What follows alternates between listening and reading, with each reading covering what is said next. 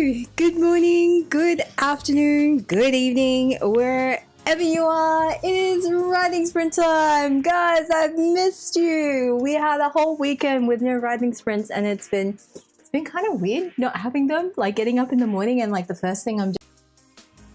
All right, did this get fixed? Okay, no, sorry, hang on. Okay, hopefully it's fixed. Sorry guys about that. So Zeke, when he was like turning around, he pressed my mouse and he clicked the end stream button. Please don't do that again. Anyway, we are here, we're live, we're back. Oh my gosh. Okay, let's have a look at who is here. We've got Jerome here. We've got Sparker at 16 here. We've got Elaine here. Welcome. Let's see. Jerome is working on something new, which is apparently a bit of absolute silliness. Oh, that sounds fun. That sounds like a fun way to end the year. Sparker at 16 says, if I'm smart, I'll work on my existing novel, but I might just tinker with new ideas for 2 hours and get nothing done. Hey, I mean, like, it's been a long year. I feel like everybody's entitled to take a break from it, just like, you know, once, twice. Like, it doesn't even have to be like a full-on break. Just like sometimes you need to not actively think about it and let your subconscious work on it. So tinker away. I would. Let's see who else is here. Neil is here. Welcome, Neil. Nice to have you here. Elaine has finished the draft and is going to be editing today and asks, how was the book fair? The book fair was super fun, guys. I have like, this was my first author event, and so I went in. I was like, I don't know what to expect. I'll over prepare rather than under prepare, and then of course like I ended up feeling like I had under prepared anyway, but like, I had so many books. I had like tons of books. I probably have enough books to do like a year's worth of book fairs or something. No, actually I lied, that's exaggeration. I probably don't have enough books to do a year's worth of book fairs, but I have enough books on hand to do multiple book fairs, and it was just really good to go and just get a sense of what it was like. And like I went in like feeling really paranoid about it and really scared of it, because I was like, I'm bad at pitching my books online to people. Like surely it will be worse in person, where I can't edit. I don't have a delete button or anything like that, and I just like, you know, I have to pitch them live, and it wasn't like that at all. It really wasn't like, and like, you know, huge thanks to the authors who all gave me advice on what to do, like very experienced authors who have done way more book events, and their advice was all basically like, number one, you need to have enough books to make your stall look appealing. And that was true, because I didn't get to walk around a lot, but there were like other people in my aisle, and you can kind of see in the stalls where the authors had brought loads of books, right? And it doesn't matter if like even you only have one book, like they just brought like a lot of the books and they just like arranged their stalls so everything looked really nice and appealing. Like it was just more attractive, those stalls. And then there were authors who they had like, I don't know what's the word, but like they only have one book. And maybe like they didn't have the finances to be able to invest in a lot of stock, and then so they only brought like a handful of books with them, and then like the tablecloths didn't go all the way down to the ground. Like the setup was just, I don't know what it is, like, because you step back and you're just like, it's still the same thing. It's still person behind a desk with a tablecloth on it and books on it. Like it's the same thing, but for whatever reason, like just visually, it looks less appealing and it looks less professional, because one just kind of is like professional author and the other is kind of like, I don't know, like you don't get that professional vibe from it. And I don't know if it made a difference. I think there's probably like 20 different factors that go into like whether or not somebody actually stops by your stall, but yeah, like I didn't really get it prior to going, but like having gone now, I'm like, okay, I get it. I get why the tablecloth is important. I get why having lots and lots and lots of books is important, because it's about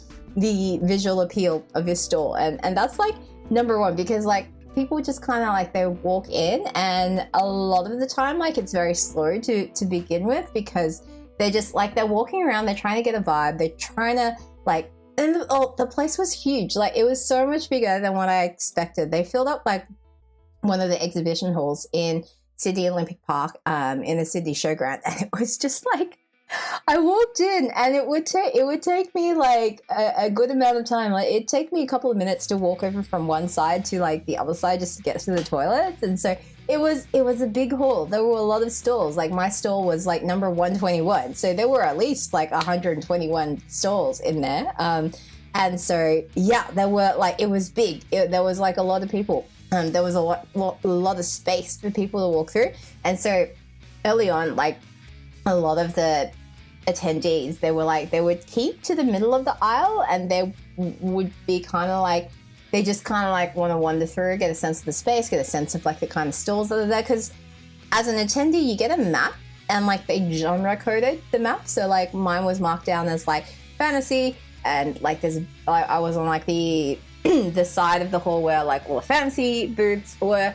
But like you can't really get a sense of like the kind of fantasy that you have until like you actually walk past the store. So like there were people like, you know, holding onto their little maps, and they had circled all the stores that they wanted. Like they had researched the authors that were going. And so I had like a couple of people come up to me and they were like, oh, like, you know, 121, yes, I found you. And I was like, I didn't expect that. I don't know. I thought I was just going to show up and like people would just want, no expectations. But like there were people who like had gone through beforehand, and they'd circled like all the authors they wanted to visit, and they had clearly like gone through the exhibitor listing, and they had like, you know, I don't know, looked up their social medias and stuff. And so I'm like, oh, like this explains why my website was suddenly getting traffic, like more traffic than usual, because I think it was because of the book fair.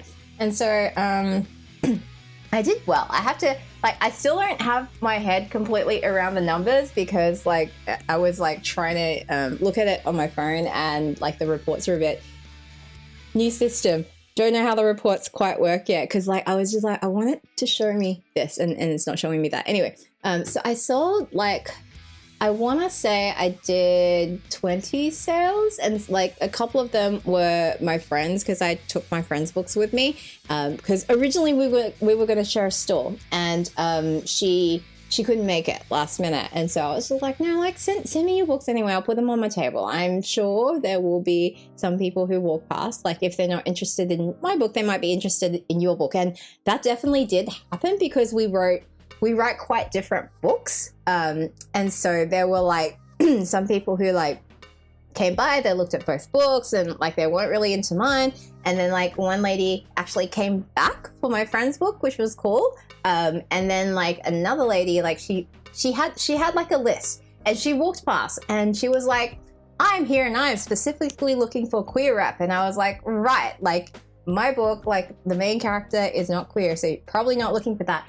My friend's book, like, and like she just on the spot just bought 2 copies of book 1, and that was really cool to see. So yeah, if you haven't done an event before, if you can afford to try one, like I would encourage you to try it, because like I was so scared of it, and like in hindsight I'm like, I didn't need to be so scared about it. As long as you kind of approach it in the like, you don't have to feel like you're doing a hard sell on people, because like a lot of the time, I would say 75% of my sales were basically like, you know, I was just like, hi, like literally 75% of the people who walked past my store, like I don't think they would have stopped if I hadn't made eye contact with them. And literally all I said was, hi, how are you? How are you doing today? And like the people who are kind of interested, like people who aren't interested, they'll just kind of nod back and they'll just walk past, or like they'll break eye contact and just walk away, and you know, that's fine. But the people who are kind of interested, like they'll have taken in your display around you, right? And if something is kind of intriguing them, like they'll say hi back and they'll be like, oh, you know, I'm good, how are you? And then you'll be like, oh, very well. And then like the next question I usually ask is something like, like, you know, what are you reading at the moment? What are you looking for? Like, what, you know, how did you hear about the event? Like, just something to get a conversation going. And then if they're receptive, if they like what they see at your store, they'll come closer and you'll get into a conversation. And once you get into the conversation, it's very easy, because like, especially because it was like a book fair specifically, they were all there to buy books. right? Like I think this was the biggest thing that blew my mind about it, because usually if you're interacting with somebody on social media, right, it's social media. So they're not necessarily in like the mindset of buying books, but like every single person there was there to buy books. They had bought tickets to go to an event where they were going to buy books. People were rocking up with like little trolley things. Like people were prepared. I don't think you guys can understand, because I didn't. Like, I don't think you understand like just how prepared these people were to go on the massive book shopping spree, because people were wheeling in like trolley things, trolley bag, trolley crate things to put all their books in, so that they wouldn't have to walk around for 8 hours carrying all the books in their arms or in their bags, because they were like, I got a trolley. I'm gonna, you know, go nuts and buy a lot of books, and I'm gonna put them all in my trolley so I can wheel them. Like, it was just like mind blown, right? And so a lot of them like were just like, you know, it's fine. Like, just give me the pitch. What have you got? What have you got for me? And it was really cool. So yeah, I had a really good time. I would have to run the numbers and see whether I would still get a full store just by myself, because like what happened with me was I paid for a half store, and then the person I was sharing with, not my friend, but like somebody else, because my friend dropped out like way earlier, they had to drop out. And so they just like, they were like, you can have the whole store. They just upgraded me for free. So it worked out really well for me. I had like lots of space to like show everything. But like the full store fee is more expensive. And like I made it, I think I made it back. But at the same time, I'm just kind of like, I'd have to run the numbers and just be like, would I do that? But like, then again, like next year I would actually have book 2 out.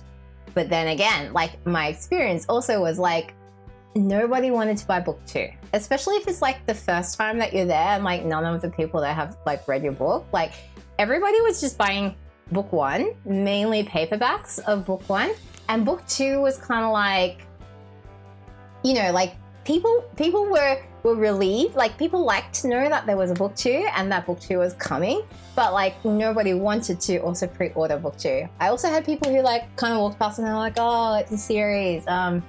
Usually I just like to buy like the complete series in all in one go, and I just like, oh, like, you know, like I would have 5 books in the series. I'm like, that's a lot of money to drop at once on like, you know, print books. But yeah, there you go. So that's probably not going to happen for me until like 10 years later, because it's going to take me at least 10 years to finish writing the series.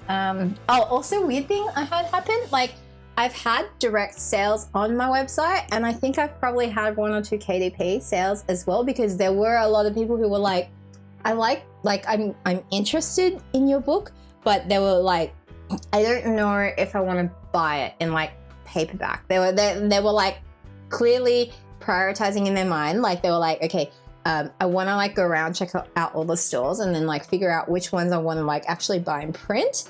But like they were taking bookmarks. Guys, I almost ran out of bookmarks, and I thought I took what was like a wild amount of bookmarks. Like I don't know how many exactly I had, but I had to keep like topping up my bookmarks, and I think I actually have to reorder more bookmarks now, because I only have like maybe 20 or something left. And so like I gave away a lot of bookmarks. And so I think a lot of the people, like some of them, like maybe they went home after the event, and then like, you know, they were like sorting through like the bookmarks that they had all collected, and some of them must have like gone, looked me up, and maybe then like, you know, because they didn't have time to check out like the book in more detail. Usually they're just looking at the cover and like the back cover and like the blurb, and maybe the jacket if they're like looking at the hardcover.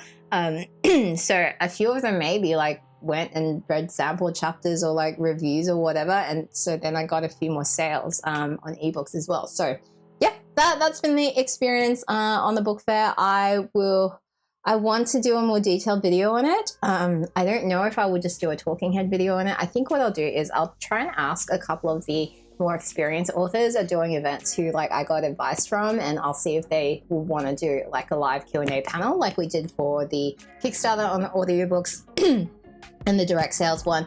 And then we can really kind of like dig into it, and then I'll ask them if they have photos of like their setups, and like, you know, we can kind of see how the professionals do it, because like I was just like, it's my first time, I don't know what I'm doing, like I don't know like what is like working, what's not working, what I could do better, and all that stuff. So yeah, I kind of want to organize that, but I will need to just figure out the timing for that. So yeah, that's basically it. Oh my gosh, I missed somebody coming in. Green World came in. Hello, welcome. All right, I am going to shut up about the book there now, and I'm going to put a timer on for 20 minutes. 20 minutes, 2 hours. 2 hours, not 20 minutes. Oh, my brain is scrambled. 2 hours, and we are going to get some stuff done. Let's go.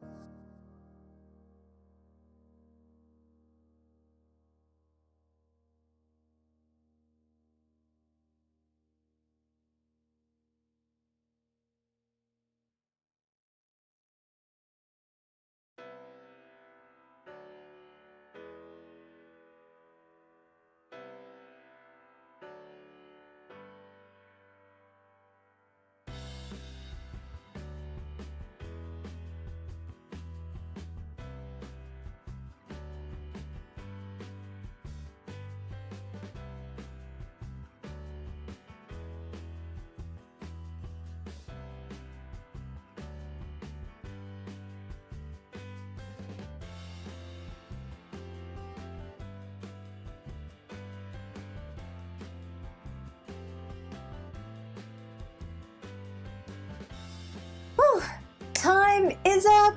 How are you guys going? I have done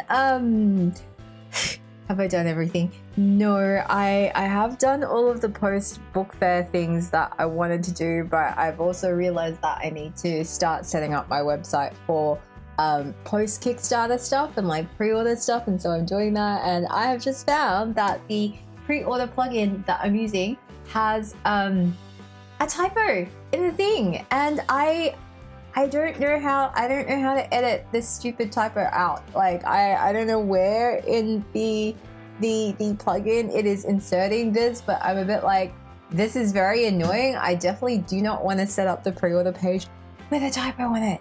Like, just why? I'm sure there is maybe somewhere to customize the options, but I can't find it at the moment. So I'm just like, oh, I need to contact the developers and just be like, yep, you guys have a typo in this, and maybe it's okay for, like, I don't know, retail. But I'm like, I feel like it would be a bad thing for an author to have a pre-order page on their website and it having a typo in it. Like, that just doesn't seem like a good idea. It doesn't bode well for like the quality of the book if there's like a typo right on the sales page. So maybe I can't check that off my list. I was hoping I could check it off my list, but no, because I would also like to set up like pre-order bundles.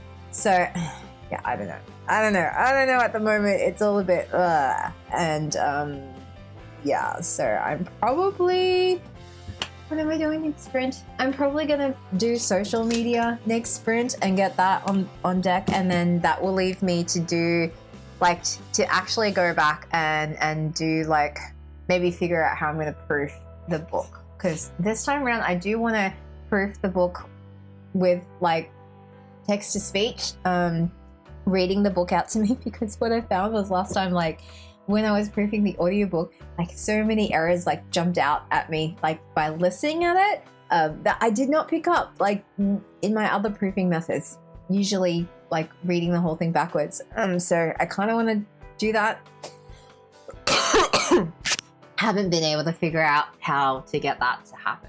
And I'm going to be so sad doing that proofing, because it's not going to be my narrator reading the book to me, and it's going to suck because it's going to be my computer, and I don't think my computer is going to be any good, but it's fine. At least it's not me sitting here like trying to read it out loud to myself, which I don't think my throat would survive. Let's have a look at how you guys are going.